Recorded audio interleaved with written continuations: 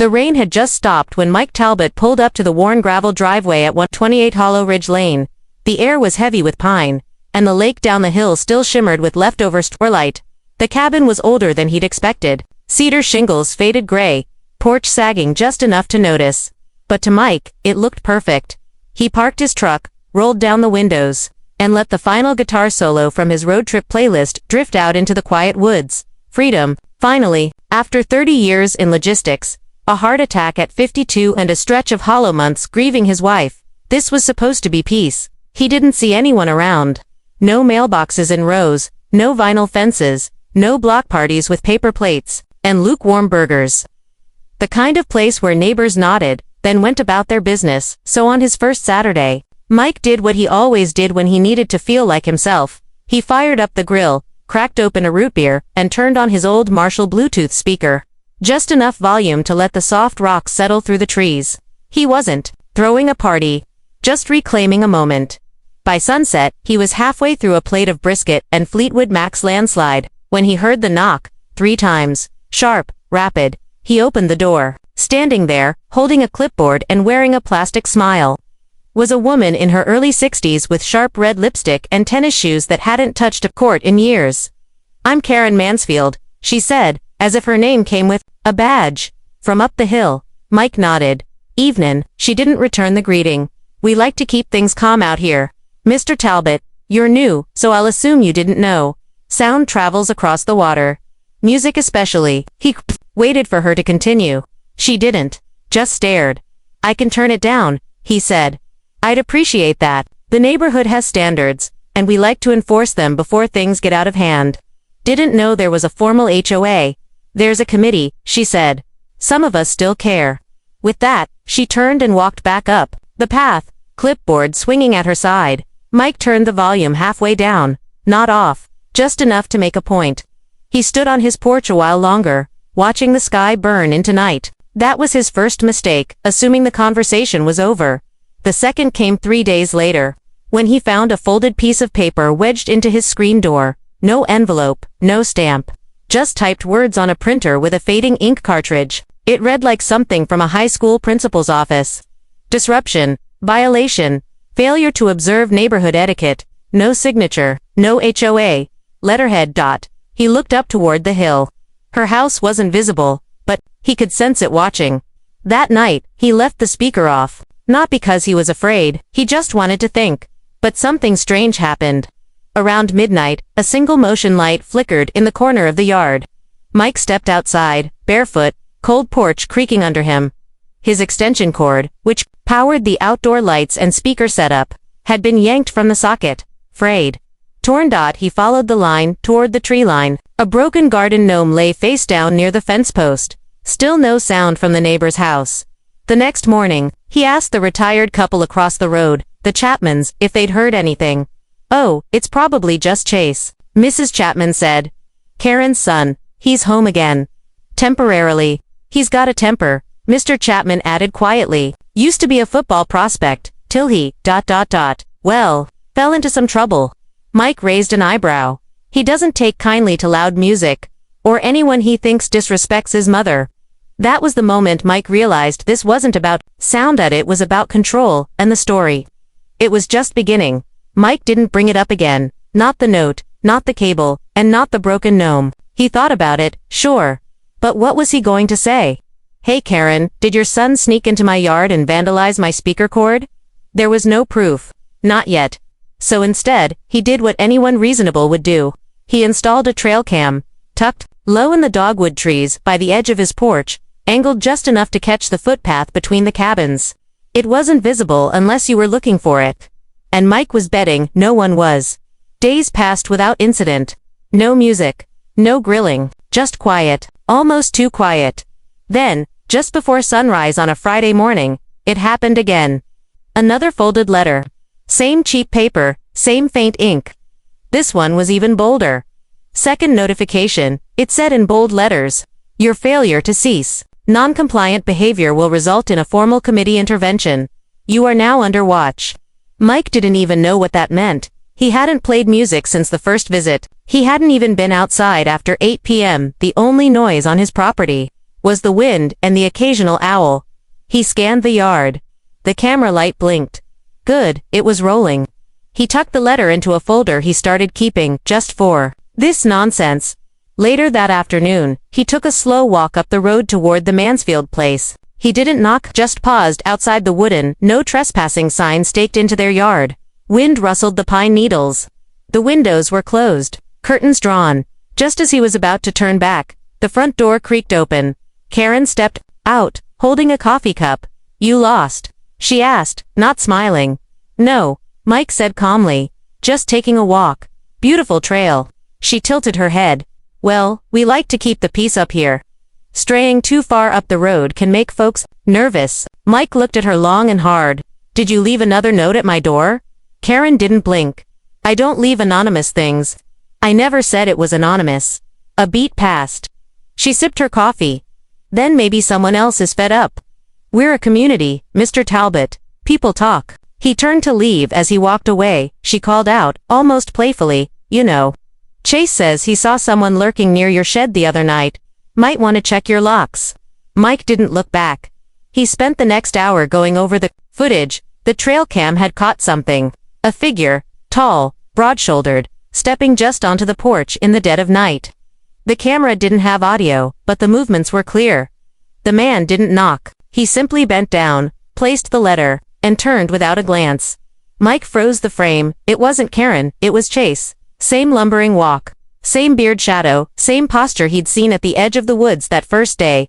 Mike printed the image and slipped it into the folder. It wasn't enough for the sheriff yet, but it was something.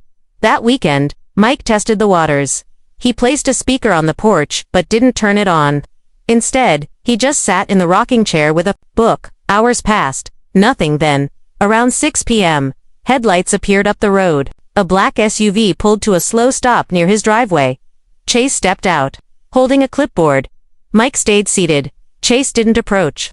Just stood there, across the property line, and held up a single sheet of paper. "You're being served," he shouted, loud enough for the birds to scatter. "Neighborhood committee violation. You'll be hearing from us." Then he threw the paper onto the ground and drove off. Mike waited until the dust settled. The paper, same ink, same wording. Only this one had something new at the bottom. Final warning. He took it inside. Later, just before turning in for the night, he clicked open a real estate directory on his laptop and began researching county property, maps, ownership records, and old HOA filings. Because something didn't make sense. If there was an HOA, who was funding it? Who actually had authority? And why did it feel like this wasn't about noise at all? It rained again the next morning. A slow, sticky drizzle that made the roads shimmer and the lake look like glass. Mike woke early, brewed his coffee, and watched the fog roll in over Hollow Ridge.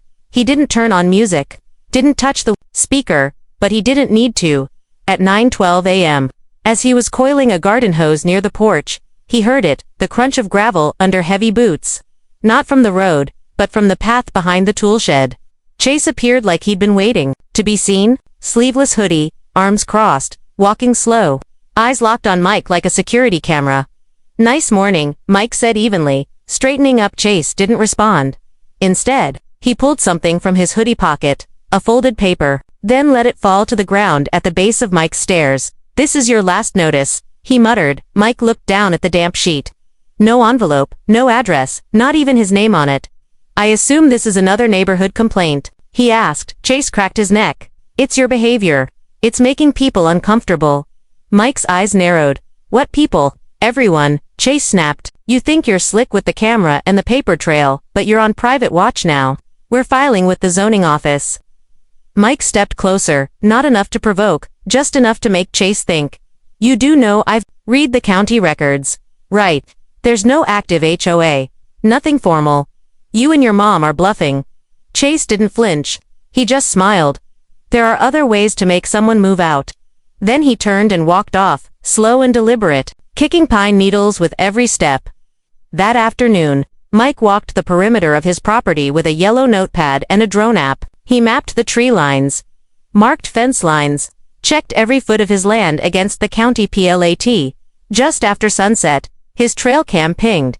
Another visit, same figure, same time frame, but this time, The video showed Chase doing something else. He wasn't just dropping off a paper, he was taking photos of Mike's porch, his garage door, even the model number on the power box. Mike replayed the clip 3 times. What was he building?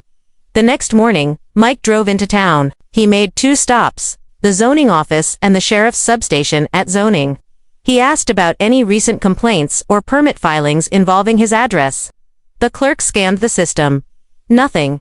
No HOA enforcement. She said, not since the community rejected the last incorporation request. That was 10 years ago. Mike smiled. And who filed that request? The clerk checked. Karen Mansfield. Denied unanimously. At the sheriff's office, things were less helpful. The deputy on duty, a young guy with a name tag that read Walker, nodded sympathetically but shrugged.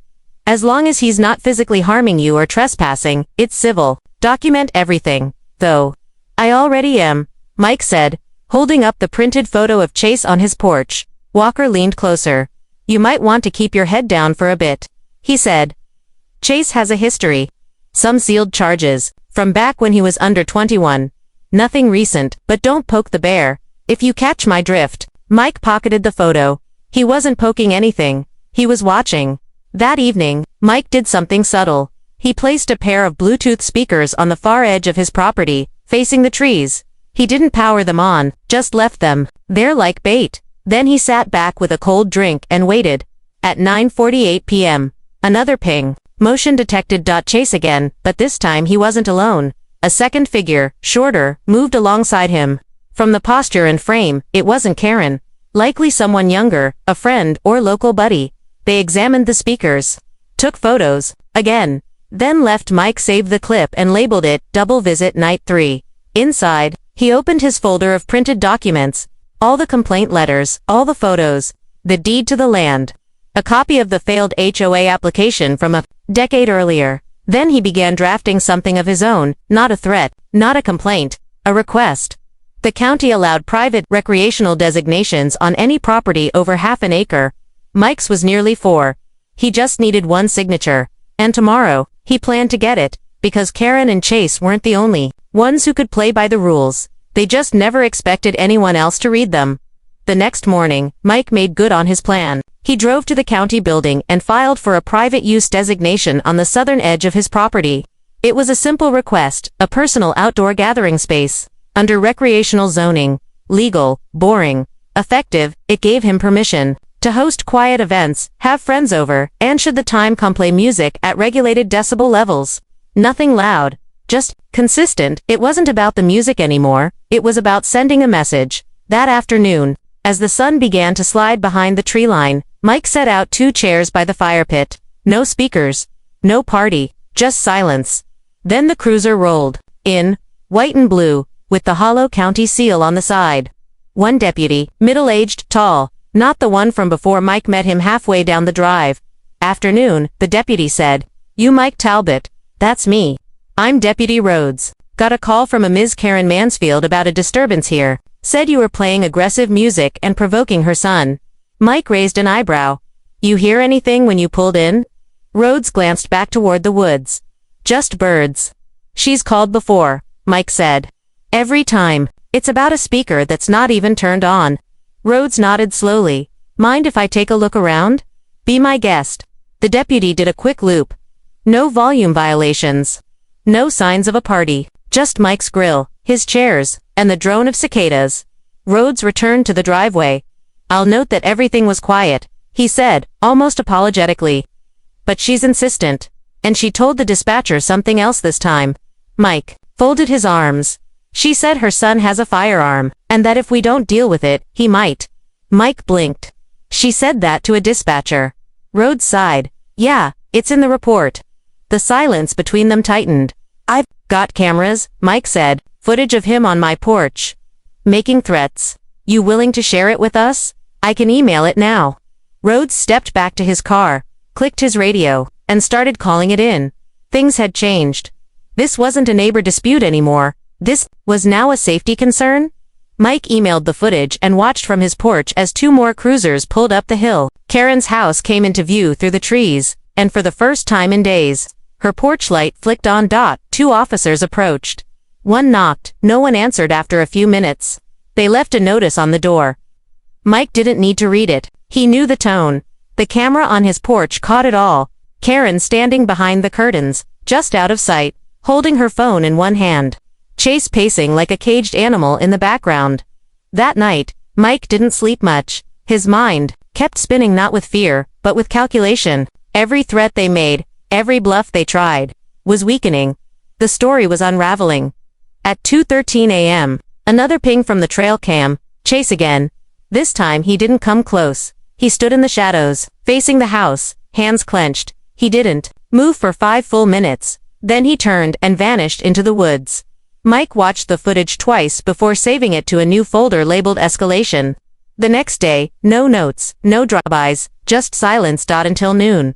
A certified letter arrived. It was from a private attorney on behalf of Karen Mansfield, alleging that Mike had created an environment of intimidation and was attempting to destabilize a peaceful community with the threat of gatherings, technology surveillance, and hostile use of outdoor equipment. The language was absurd, but Mike saw what it really was, a warning shot before a legal bluff. He called the number listed on the letter, left a calm message. Then he called his own lawyer. By evening, the air had shifted. The lake was still. The woods held their breath. Mike sat by his fire pit, one small flame dancing. He didn't need music. He already knew how this would play out.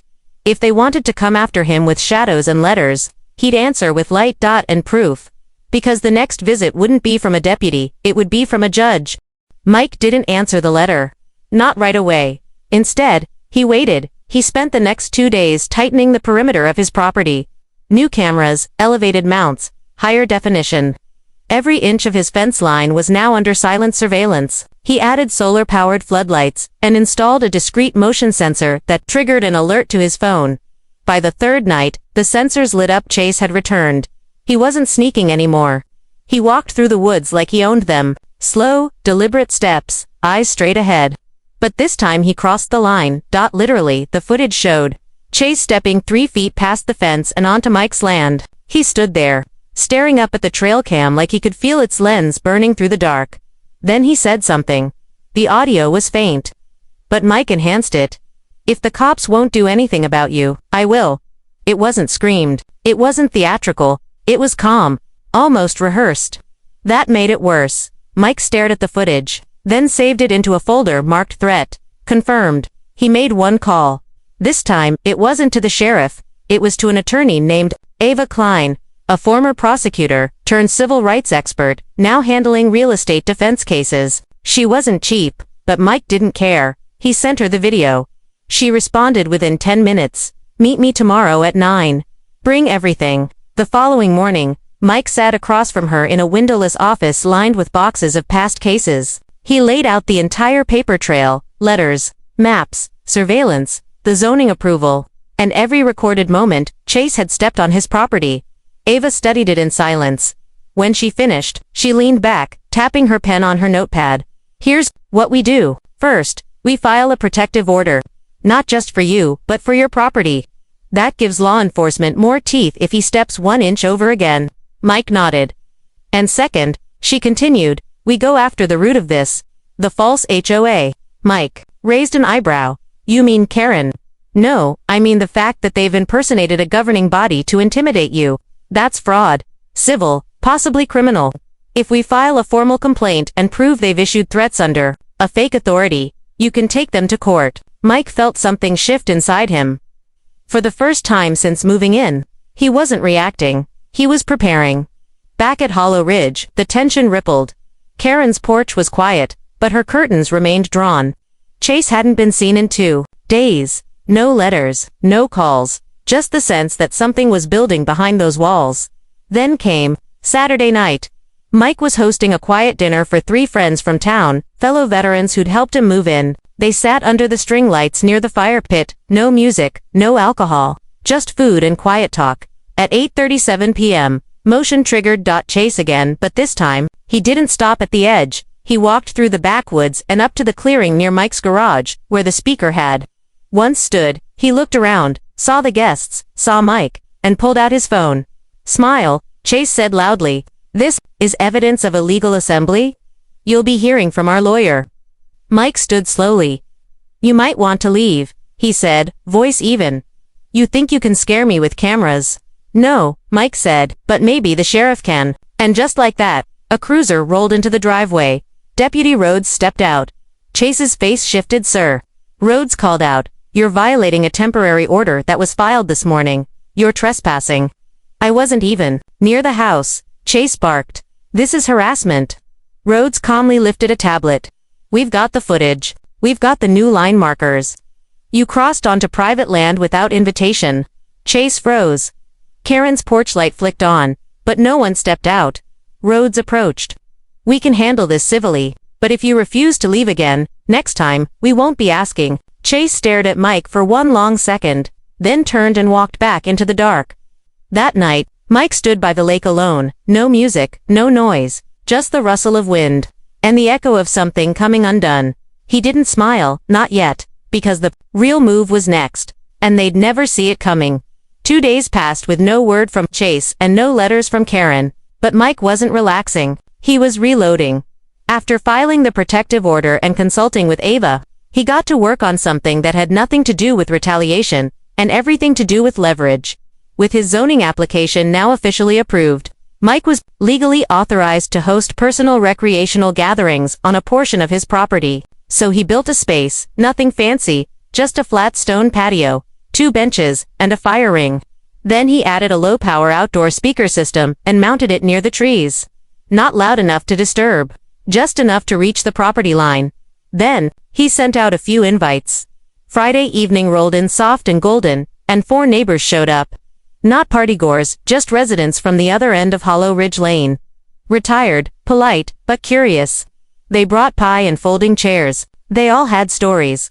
One of them, Eleanor, had been on the original HOA board back when it existed 20 years ago. Oh, Karen tried to bring it back a few years ago, she said, sipping lemonade. Filed all the wrong paperwork. Said it was her turn to shape the community. Most of us didn't even respond. She took that as a yes. Mike smiled, listening. He didn't need to speak much. The more they talked, the more they confirmed what he already knew. Karen's power was never official. It was borrowed, forced, and falling apart at 9:04 p.m. His camera pinged again. Karen was out, not stomping this time, slinking. She stood at the edge of her yard, arms folded, lips moving silently. Mike could guess what she was saying.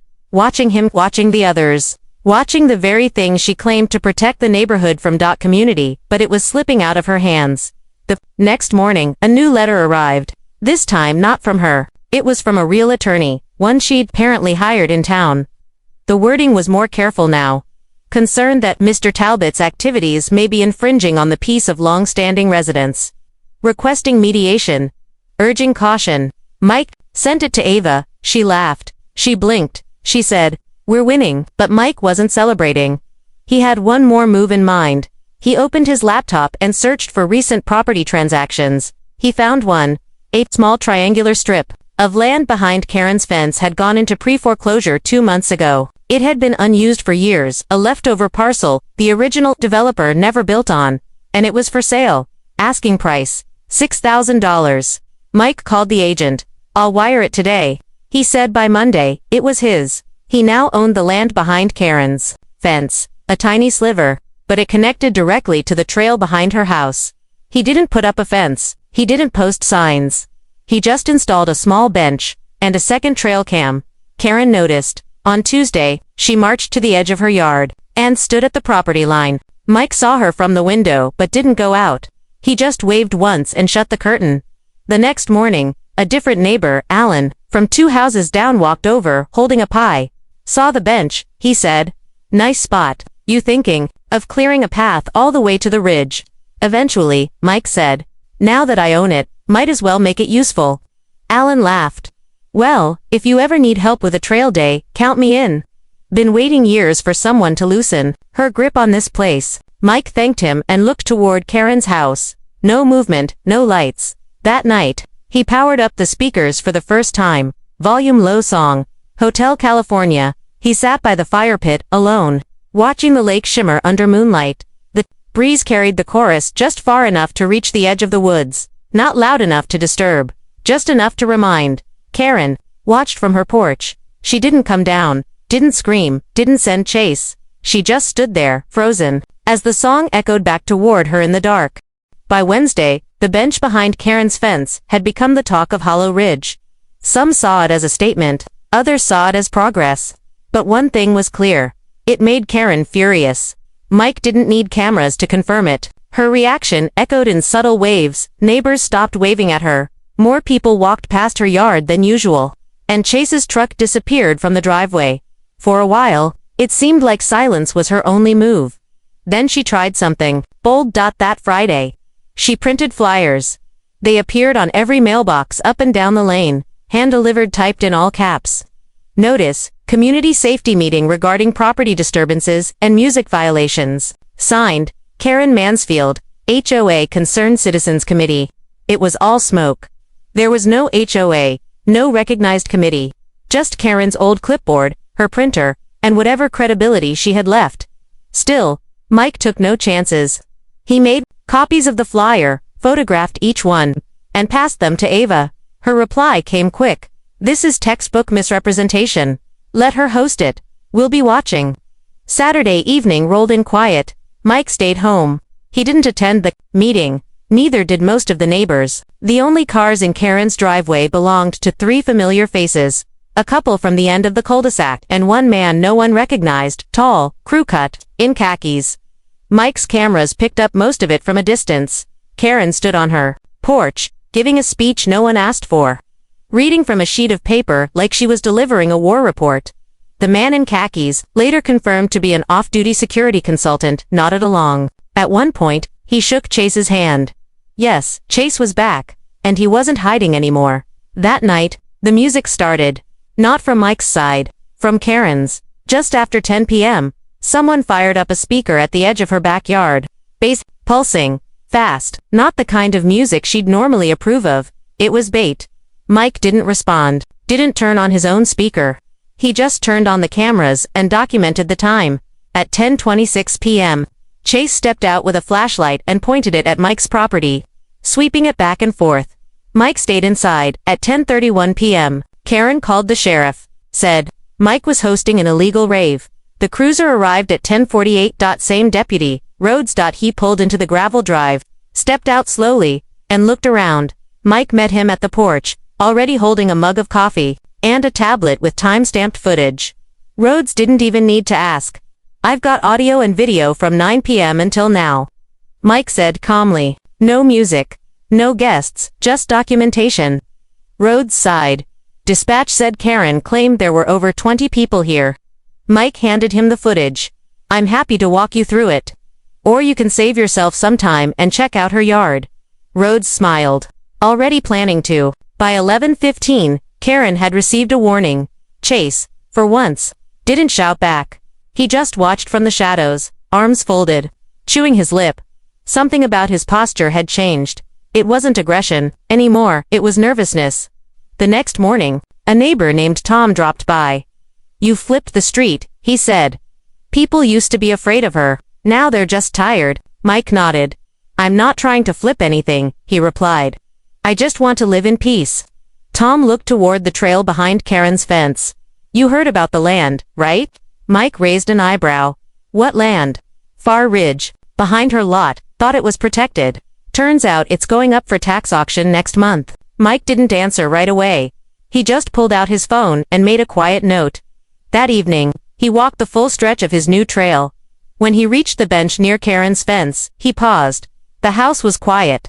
No lights on, but in the reflection of her upstairs window, he saw a silhouette. Watching, not moving, just waiting. Mike sat, didn't speak, didn't move, just let the silence stretch until the sun disappeared behind the trees and the night closed. This wasn't a battle anymore, it was a waiting game, and only one of them was still playing defense. The courtroom was quiet, except for the shuffling of papers and the low murmur of whispered conversations. Mike Talbot sat calmly at the plaintiff's table, his folder of documents neatly stacked before him. Across the room, Karen Mansfield sat stiffly with her attorney, eyes darting between the judge and the folder in Mike's hands. The judge, a no-nonsense woman with a sharp gaze, cleared her throat. Mr. Talbot, please present your case. Mike stood and began with a measured voice. Your Honor, this is not just a dispute about noise or property lines. It is a story about ownership, community, and truth. He handed over maps showing his original deed and the newly acquired parcel, directly behind Karen's property. The judge examined them closely. Mike continued. I have legally purchased land that Karen Mansfield overlooked a small but significant piece that borders her backyard. This isn't just an act of property acquisition. It's a symbol of reclaiming what has been taken by false claims and intimidation. Karen's attorney protested, Your Honor, this is a hostile takeover disguised as property rights. My client and her son have lived in this community for decades. These allegations are baseless and retaliatory. The judge raised a hand. Let us review the evidence. Mike's lawyer presented photos and videos from the trail cams Chase Mansfield repeatedly trespassing on Mike's land, delivering threats, and harassing Mike and his guests. There were letters signed by Karen claiming a non-existent HOA authority, flyers attempting to impose false rules, and phone records documenting calls to the sheriff. The judge looked up sharply. Mr. Mansfield's behavior is unacceptable. Karen whispered something to her attorney, who shook his head in frustration. The courtroom drama was palpable. Everyone in the gallery shifted in their seats, sensing the tide had turned. Then the judge delivered her verdict. Ms. Mansfield, your claims are dismissed due to lack of evidence and misrepresentation. Mr. Talbot, your ownership of the disputed parcel is recognized. Further, any trespassing or harassment against you or your property shall cease immediately. Karen's face paled. Outside the courtroom, reporters waited. Cameras flashed as Mike emerged, calm but resolute. In a brief statement, he said, I wanted peace from day one, not conflict. But when truth is challenged and boundaries crossed, sometimes you have to stand firm. Weeks later, Chase and Karen quietly moved away. Hollow Ridge Lane felt lighter. Neighbors waved again. And every Friday at sunset, Mike played one song through his speakers, soft and steady, a reminder that calm could rise from chaos.